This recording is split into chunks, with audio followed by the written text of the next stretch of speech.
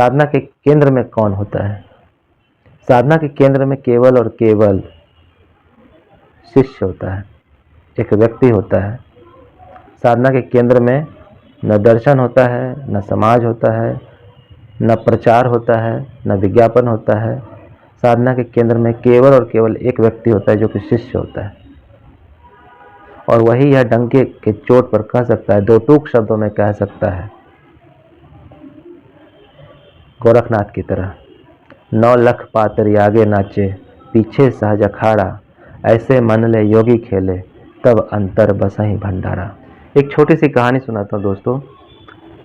एक बार एक आश्रम में अपने गुरु के साथ लंबे समय तक रहते हुए एक शिष्य अपने गुरु के मार्ग पर चलते हुए काफ़ी लंबा अरसा बीत गया, और गुरु ने उसको कहा कि जाओ समाज में कुछ सेवा का काम करो, मेरी शिक्षाओं का प्रचार करो। तो शिष्य गया और समाज में अपने गुरु की शिक्षाओं का प्रचार करना शुरू कर देता है। एक समय ऐसा होता है कि गुरु के तुलना में वह शिष्य कहीं ज़्यादा स्वीकार्य हो जाता है। गुरु अपने गुफा में बैठे रहते हैं, अपनी कुटिया में बैठे रहते हैं, और शिष्य इस कदर समाज को प्रभावित करने लगता है कि एक दिन उसको यह एहसास होता है कि मेरी बात लोग ज़्यादा समझते हैं और मैं अपने गुरु के तुलना में कहीं अधिक स्वीकार्य हो गया हूँ। तो वह उस दिन फैसला लेता है कि क्यों ना मैं एक नया मठ ही शुरू कर दूँ, क्यों ना मैं एक नया संप्रदाय शुरू कर दूँ।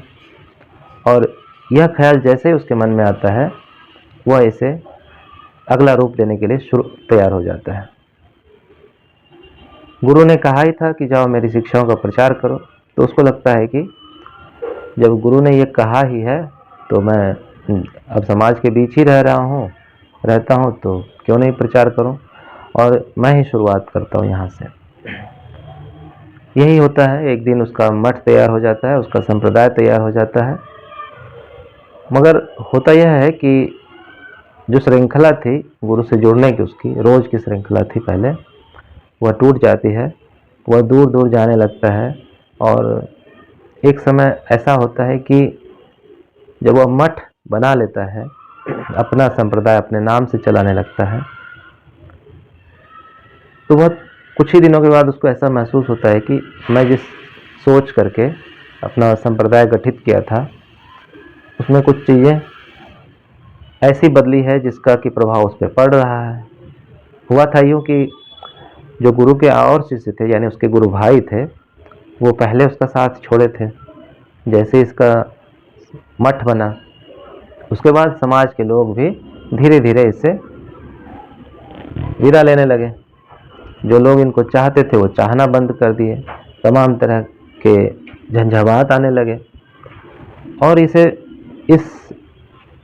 इस बात का एहसास हुआ उसको कि क्या पता, हो सकता है मैंने कोई गलती की लगता है।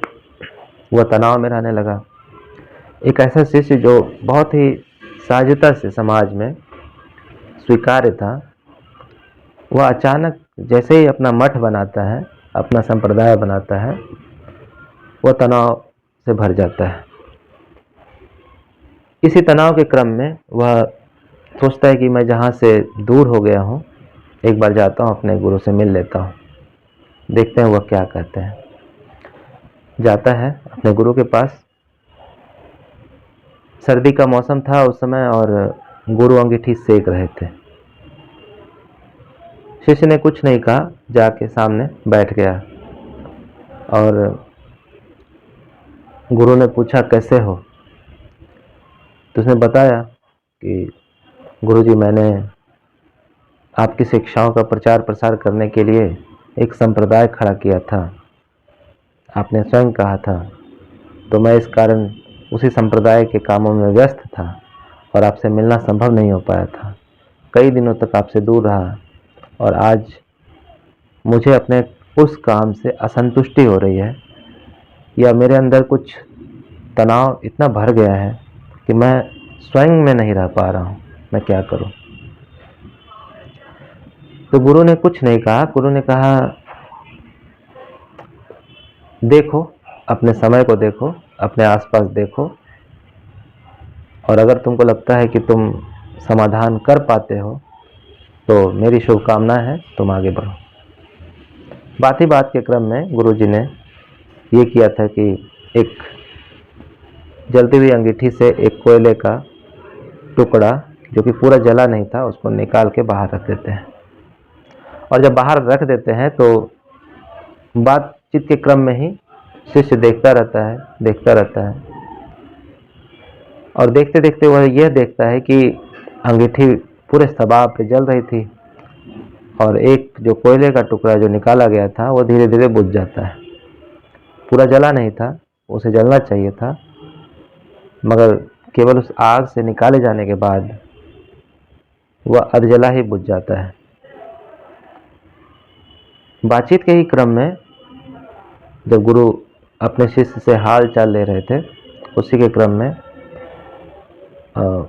फिर से वो गुरु क्या करते हैं, उस कोयले के उस टुकड़े को आग के पास ले जाते हैं चिमटे से और वो आग में डाल देते हैं। तो शिष्य वहाँ पूछने को आता है कि गुरुजी आपने अभी बातचीत हमारी चल रही थी तो ये क्या किया, समझ नहीं पाया। तो गुरुजी कहते हैं कि मैं ये देख रहा था कि एक कोयले के टुकड़े को अगर हम निकाल के बाहर रख देते हैं तो वह कितना देर अपनी ऊर्जा से ही जल पाएगा। मैं कोशिश कर रहा था ये खुद जले और खुद एक अंगीठी की हस्ती को जो है अपने में आत्मसात कर ले, मगर ये संभव नहीं हो पाया और मुझे लगा कि ये बुझ जाएगा या बुझ गया है, इसलिए पुनः इसको अपनी अंगीठी में ले रहा हूँ। बहरहाल तुम जाओ अपना काम करो और देखो कि क्या करना है, जो उचित हो वो करो। शिष्य चला गया। सोचते सोचते जाता है तो वह पूरी बातचीत के क्रम में वो जो परिघटना हुई थी अंगीठी वाली, उसको वह सोचते जा रहा था और एक समय ऐसा आया कि वह आया, आधी रास्ते से ही लौट के और दौड़ के गुरु चरणों में झुक गया, रोने लगा, प्रणाम किया और इतना रोया कि बाद में कहते हैं गुरु कि तुम आए नहीं थे, मैं तुम्हें बुलाया था। मैं जान रहा था कि तुम पीड़ा झेल रहे हो और मैंने यह तुम्हें महसूस कराने के लिए ही वह उपक्रम रचा था कि तुम मेरी तार से अलग कैसे हो सकते हो, मेरी तार को छोड़ नहीं सकते हो। मेरी जो ऊर्जा है उससे तुम जैसे ही अलग होने की कोशिश करोगे तो तुम बिल्कुल अकेले पड़ जाओगे और उस अकेलेपन की जो पीड़ा है उस पीड़ा को शायद नहीं झेल पाओगे। तो अभी बहुत सारी चीज़ें बाकी है, मेरी शिक्षाएं पूरी नहीं हुई है। जब मेरी शिक्षाएं पूरी हो जाएगी तो मैं जो स्वतः आदेश दूंगा, मैं जो कहूँगा, तो फिर उसके बाद वह करना तो सही होगा। अभी भी मैंने जो कहा है केवल उस दिशा में काम करो तो अधिक संतुष्टि मिलेगी। तो मेरे हाथ बनकर, मेरे पाँव बनकर, मेरी उंगलियां बनकर अगर काम करोगे तो अधिक स्वीकृत हो पाओगे। अकेला चना भाड़ नहीं फोड़ता। फिर शिष्य जिस सीख को हासिल किया, फिर वह जाकर कबीर की उन पंक्तियों को दोहराता है। आगे वह बहुत सफल होता है और कबीर की उन पंक्तियों को दोहराता है कि गुरु गोविंद दो खड़े, काको लागे पाए, बलिहारी गुरु आपने गोविंद दियो बताए। यह इसलिए क्योंकि उसे कबीर की वो पंक्ति याद आती है कि गुरु कुम्हार शीश कुंभ है, गुरु कुम्हार शीश कुंभ है, गढ़ी गढ़ी काढ़े खोट, भीतर भीतर सहजी के, बाहर बाहर चोट। इस पूरी कहानी का अर्थ यह था कि साधना के केंद्र में कौन होता है। साधना के केंद्र में केवल और केवल शिष्य होता है, एक व्यक्ति होता है।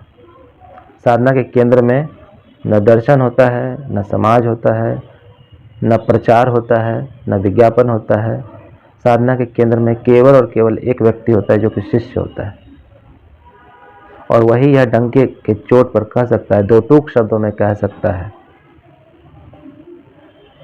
गोरखनाथ की तरह, 9 लख पातर आगे नाचे, पीछे सहज अखाड़ा, ऐसे मन ले योगी खेले, तब अंतर बसहि भंडारा।